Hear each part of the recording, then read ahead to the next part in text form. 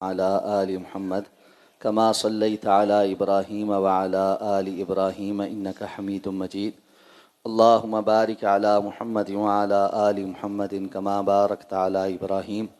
وعلى آل إبراهيم إنك حميد مجيد عن عمر رضي الله عنه أنه كان يقول سبحانك اللهم وبحمدك وتبارك اسمك وتعالى جدك ولا إله غيرك رواه مسلم ونحوه عن أبي سعيد الخدري رضي الله عنه مرفوعا عند الخمسة وفيه وكان يقول بعد التكبير أعوذ بالله السميع العليم من الشيطان الرجيم من همزه ونفخه ونفثه۔ حضرت عمر رضی اللہ تعالیٰ عنہ سے مروی ہے کہ وہ نماز کے شروع میں یہ دعائے استفتاح کے طور پہ پڑھا کرتے تھے، سبحانک اللہم وبحمدک وتبارک اسمک وتعالی جدک ولا الہ غیرک۔ سبحانک اللہم، اے اللہ آپ کی ذات پاک ہے، وبحمدک اور تمام تعریفیں آپ کی تعریفوں کے ساتھ، وتبارک اسمک اور آپ کا نام بڑا ہی بابرکت ہے، وتعالی جدک اور آپ کی شان بڑی ہی اعلیٰ ہے،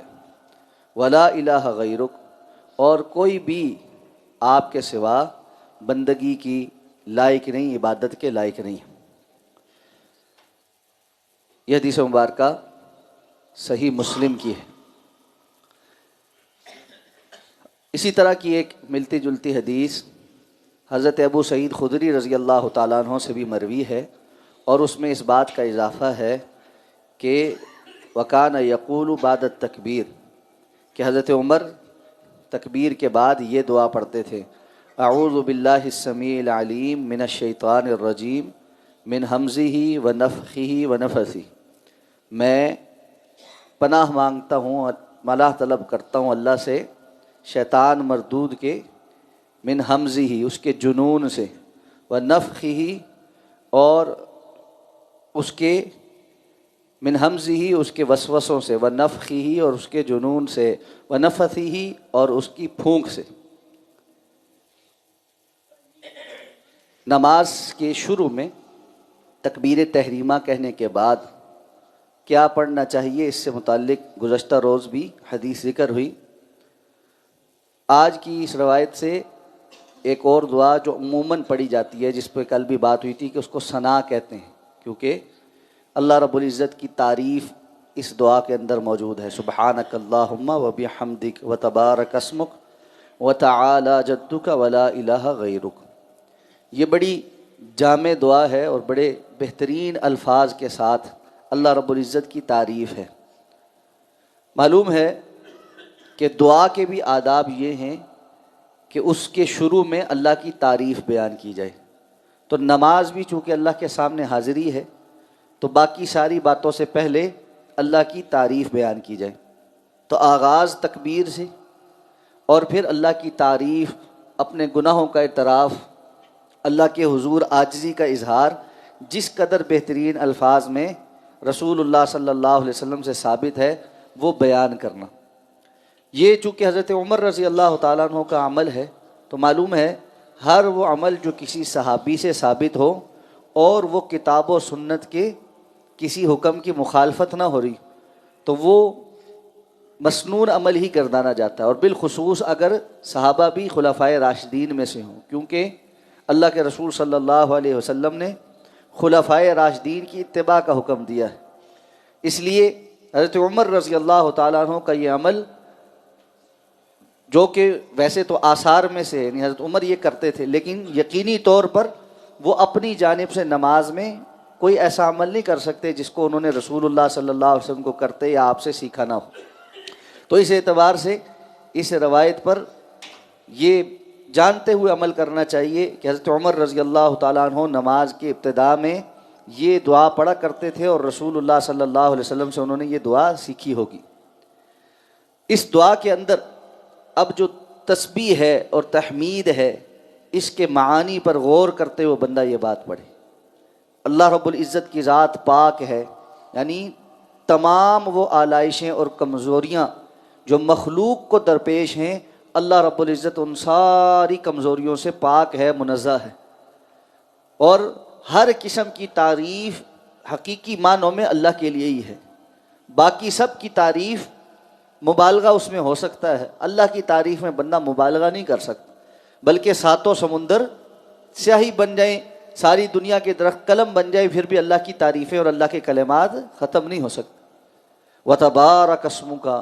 اور اللہ آپ کا نام بڑا برکت والا ہے۔ اور یہ بات سمجھنی چاہیے کہ اللہ کا نام بہت ہی برکت والا ہے، جس چیز میں اللہ کا نام لے لیا جائے وہ برکت والی ہو جاتی۔ اسی لیے رسول اللہ صلی اللہ علیہ وسلم ہر خیر کا کام کرتے ہوئے بسم اللہ سے اس کا آغاز کرتے تھے۔ کیوں؟ اللہ کے نام کے ساتھ جس چیز میں اللہ کا نام آ جائے وہ چیز برکت والی ہو جاتی۔ اسی لیے ہمیں صبح و شام کی دعاؤں میں یہ دعا بھی سکھائی گئی ہے، بسم اللہ الذی لا یضر مع اسمہ شیء فی الارض ولا فی السماء وہو السمیع العلیم، اس اللہ کے نام کے ساتھ کہ جس کا نام لینے کے بعد کوئی چیز آسمانوں میں ہو اور زمین میں ہو وہ نقصان نہیں پہنچا سکتی۔ اللہ رب العزت کی ذات کے مقابل تو آنا دور کی بات ہے، جہاں اللہ کا نام ہی آ جائے وہاں پر ساری کائنات سرنڈر کر جاتی، تو اللہ کا نام ہی کافی۔ اس لیے اللہ کے نام کی برکتوں کو سمیٹنا اور اس کی برکت کا اظہار کرنا، یہ ایک بندہ مومن کے لیے دل کے اطمینان اور سکون کا سبب ہوتا۔ وَتَبَارَكَ اسْمُكَ وَتَعَالَى جَدُّكَ،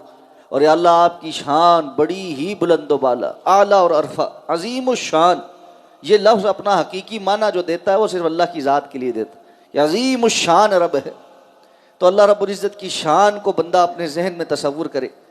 جب بندہ ان معنی پر اس طرح غور کرے نا، وَتَعَالَى جَدُّكَ وَلَا إِلَٰهَ غَيْرُكَ، یا اللہ آپ کے سوا کوئی عبادت کے لائق نہیں، تو ہر قسم کی ریاکاری کی سوچ، دکھلاوے کی سوچ، غیر اللہ کی عبادت کی سوچ انسان کے ذہن سے نکل جاتی۔ تو ابتدا میں یہ جو الفاظ ہمیں بتائے گئے ہیں نا دعاؤں میں، یہ انسان صحیح معنوں میں غور کر کے دل کی گہرائی سے اگر ادا کرے نا تو اس کو نماز کی لذت بھی پتہ چلے۔ لیکن اگر رٹا ہوا ہے، پتہ ہی نہیں زبان سے کیا کہہ رہے ہیں، یا توجہ نہیں ہے، ترجمہ تو آتا ہے لیکن اس وقت توجہ نہیں کہ بس ایک جلدی سے پڑھ لے سبحانک اللہم و بحمدک وتبارک اسمک وتعالی جدک ولا الہ غیرک۔ ہم ساتھیوں کے ساتھ کھڑے ہوتے ہیں تو بسا اوقات کوئی ساتھی ساتھ والا جو ہے نا وہ تھوڑا اونچی آواز سے دعا پڑھتا ہے، پتہ چلتا ہے کہ یہ کیا پڑھ، یعنی ایسی تیزی کے ساتھ تو بچے بھی نہیں پڑھتے کہ بالکل تصور ہی نہیں کہ میں کیا پڑھ رہا ہوں، کیا چیز کر رہا ہوں۔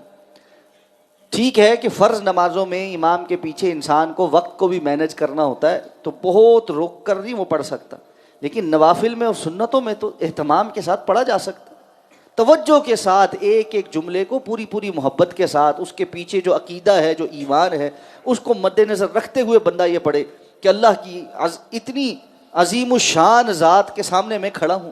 تو یا اللہ آپ کے سوا تو کوئی عبادت کے لائق نہیں، اس عبادت کے لیے میں حاضر ہوا ہوں۔ اس کے بعد پھر اعوذ باللہ السمیع العلیم من الشیطان الرجیم من ہمزہ ونفخہ ونفثہ۔ ویسے علماء نے دیگر روایات کی روشنی میں اعوذ باللہ من الشیطان الرجیم پڑھنا بھی کافی قرار دیا، کیونکہ اللہ رب العزت کا قرآن میں حکم ہے وَإِذَا قَرَأْتَ الْقُرْآنَ فَاسْتَعِذْ بِاللَّهِ، جب آپ قرآن مجید پڑھنے لگیں تو اللہ رب العزت سے پناہ طلب کیا کریں۔ تو جو پناہ طلب کرنا ہے شیطان سے، یہ اللہ کا حکم ہے۔ اسی وجہ سے علماء کا ایک گروہ ایسا ہے جو یہ سمجھتا ہے کہ اعوذ باللہ من الشیطان الرجیم نماز کے شروع میں تلاوت سے پہلے پڑھنا یہ واجب ہے، یہ واجبات میں سے۔ باقی علماء کہتے ہیں نہیں، واجب نہیں ہے، مسنون ہے۔ بہرحال یہ علماء کا ایک علمی اختلاف ہے، لیکن اعوذ باللہ من الشیطان الرجیم یہ پڑھنی چاہیے، اس لیے بھی کہ شیطان بار بار آ کر نماز کے اندر وسوسہ ڈالنے کی کوشش کرتا ہے، اور رسول اللہ صلی اللہ علیہ وسلم نے باقاعدہ اس شیطان کا نام خنزب بتایا ہے، جو آ کر انسان کو نماز میں وسوسے ڈالتا ہے، کبھی اس کو کاروبار یاد کراتا ہے، کبھی اس کو کوئی دنیا کا مسئلہ یاد کراتا ہے، کبھی کوئی بات، وہ بات جو آپ کے ذہن میں بھی کہیں نہیں ہوتی وہ نماز میں یاد آنا شروع ہو جاتی، اس لیے کہ وہ آ کر وسوسے ڈالتا ہے۔ اس کے حملے سے بچنے کا طریقہ یہی بتایا کہ جب یہ اس طرح وسوسے کا یا خیالات کا غلبہ ہونے لگے تو انسان کو اعوذ باللہ منک پڑھنا چاہیے، اور پھر بھی نہ جائے تو بائیں جانب تھتکارنا چاہیے۔ تو یہ اس شیطان سے انسان کو پناہ طلب کرنی چاہیے کہ شیطان کے انسان کے اوپر حملے ہوتے ہیں اور وہ آ کر انسان کے اوپر جنونی کیفیت طاری کرتا ہے اور وہ آ کر انسان کے اوپر پھوکے مارتا ہے اور وہ اس کو خیالات کے اندر الجھاتا ہے. تو یہ سارے شیطانی جو ہے نا حملے ہیں اور ان کے اثرات ہیں. بعض لوگ بہت زیادہ خیالوں کے اندر کھوئے رہتے ہیں سارا وقت. بعض لوگ جو ہے نا اس طرح جنون کی کیفیت کے اندر بے تحاشا غصے کے اندر رہتے ہیں سارا وقت. اور اسی طرح بعض لوگ جو ہے وہ توہمات کا شکار ہوتے ہیں. یہ ساری جو بیماریاں ہیں یہ شیطان کے پھندوں میں سے. اس کے لیے انسان کو صبح و شام کے اذکار اچھے طریقے سے پڑھنا اور ان خیالات کو جھٹکنا چاہیے. اگر بندہ ان خیالات کو جھٹکے نہیں تو پھر یہ اس کے اوپر طاری ہوتے رہتے. تو اچھے انداز میں صبح و شام کے اذکار کرنا, طہارت پاکیزگی کا خیال کرنا اور ان خیالات کو اپنے اوپر سے جھٹکنا اور شیطان کے وسوسوں کو اپنے اوپر کارگر نہ ہونے دینا, یہ مومن کا ایک وتیرہ, ایک طرز عمل ہے جو اس کو اختیار کرنا پڑتا ہے. اب اس کے بعد پھر نماز میں سورہ فاتحہ کا آغاز ہے اور آگے جو ہے وہ دیگر اور قرآن مجید کی تلاوت ہے یا کسی سورت کی تلاوت ہے, اس سے متعلقہ احادیث انشاءاللہ آئندہ درس میں بیان ہوں گی. سبحانک اللہم و بحمدک نشہد ان لا الہ الا انت نستغفرک و نتوب.